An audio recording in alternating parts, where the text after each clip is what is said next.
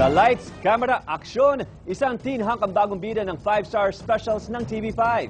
Kung sino siya, alamin natin sa report ni Rhoda Magnaye.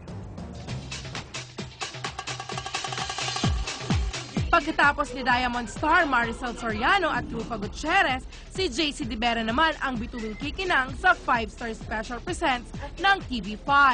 Sabi ni JC, dapat abangan ito ng kanyang fans dahil ang mga ipapakita niyang karakter dito ay yung mga hindi pa niya nagagampanan noon.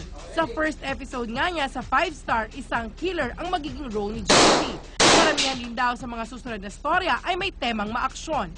Kaya naman, kinukondisyonan niya ang kanyang katawan sa pamamagitan ng pag-gym at pag-aaral ng fighting.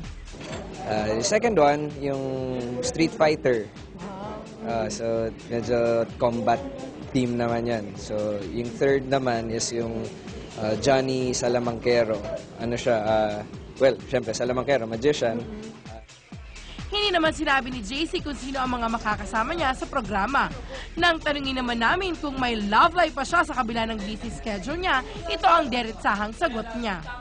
So, yung love life, medyo isasang tabi ko muna. Kasi dadating naman yun, malay mo, yung makatrabaho ko sa movie. Di ba? Siya na yun. Pero, right now, hindi ko muna in-entertain talaga. Ito po si Rhoda Magnaye para sa Showbiz Action.